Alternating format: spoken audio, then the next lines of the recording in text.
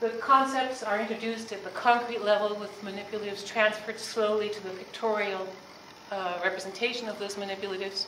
If you have a seat. And then transferred to the abstract algorithm so that they can actually do math. There's a beautiful visual approach to your word problems using rectangles, and I'll go through that today. There's very strong, oh dear, very strong mental math component. And excellent. Did someone say mental math? So this is where you get a little bit of a workout. If you turn to page 6, there's a recording sheet.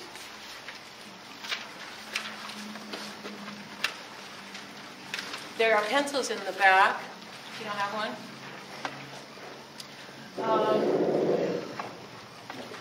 Oh, Calvin. You got to admire Calvin for his attitude, right?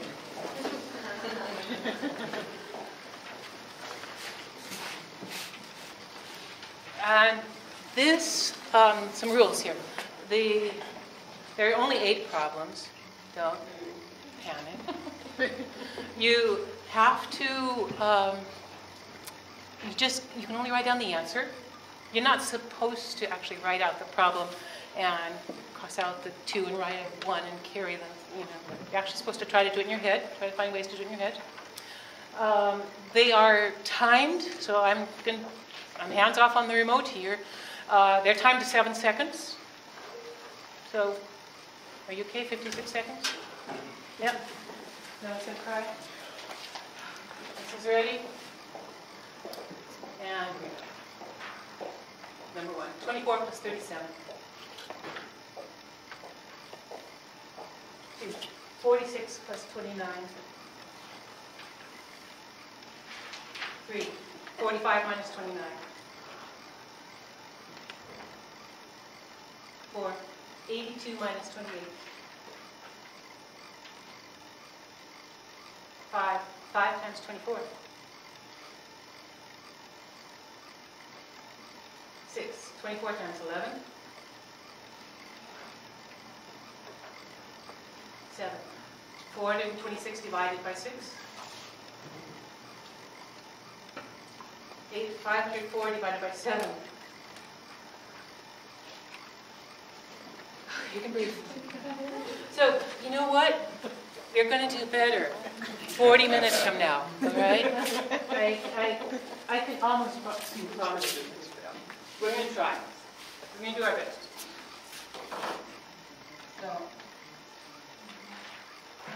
Don't let that make you nervous.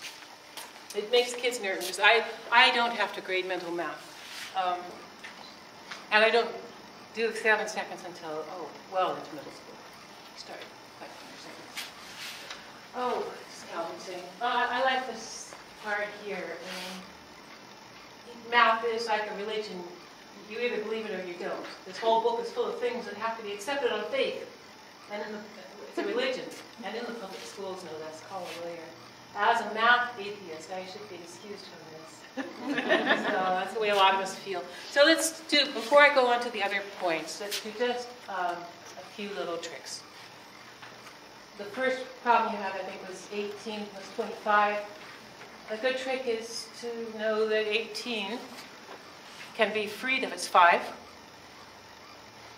Take 5 and put it on 25. I think of addition as 2 piles of pennies. You have 18 piles in one pile, 25 pennies in 18 pennies and 25 pennies in the other pile, and you're transferring pennies from one pile to the other. Does the total change? No, of course not. So move those 5 pennies over there. And you got 1330, 3013, which David Burke called a silly number. 3013 is 43. Actually, say it to yourself, 3013, and then you know what it is. Oh, there's another way to do this. Take 2 pennies from the 25, put on the 18. That leaves 23 on the right, and 20 on the left. You've got 20 and 23, which is a lot easier. So you're looking for multiples of 10. Oh, another one. Oh, this is what I usually use. This is not probably my favorite. I do the 10s, and then I've got 10 and 20s, 30. And then I do the 1s, so I've got 30, 13 again. 30, 13.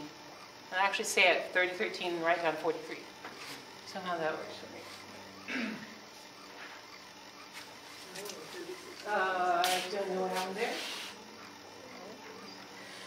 But let's go on to, that was for the ghost myth and that.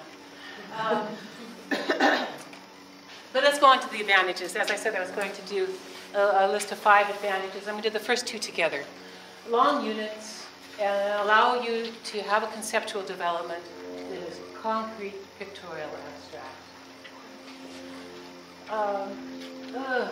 Shouldn't have done this. One last dig at the American textbook. I apologize. So Singapore, first grade would have 34 lessons. Third grade, 42. Sixth grade is actually fewer at 24. And compare that to the hundreds in the American textbooks. You just can't do it. You can't do a lesson justice in that short amount of time. Are those numbers in the American essentially the days of school? I suppose.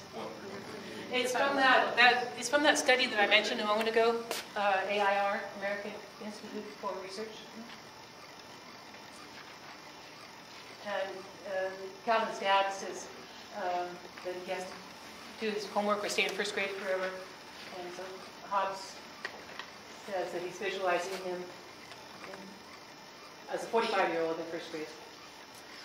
Here are the units that the first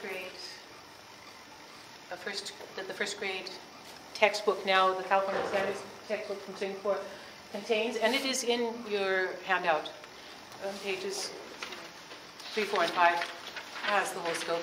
We don't use Singapore math in kindergarten. We use math their way. The new early bird kindergarten series, Corinne feels is probably too easy for American children. And I have to agree with her that it's kind of preschoolish. It's kind of like the things you would learn in late preschool. So we use math their way with a little bit of book 1 in Singapore math. First graders come from kindergarten with a developing sense of numbers, not with rote learning. They're not taught symbols at first.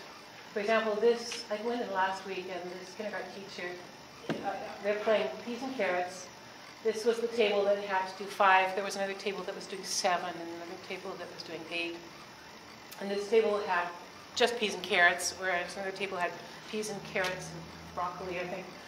But they had to make 5. They had to write down then all the number combinations that made 5. So this little girl was actually putting in the little green pieces of paper, peas, and the little red ones for carrots, and still counting on her fingers, and that's fine. If that's where she is, that's where she is. So that the writing down here is almost an afterthought, as part of the number bond. So we know that 5 and 3 and 2 make a number bond. 3 peas and 2 carrots, for example. 0 and 4 make a number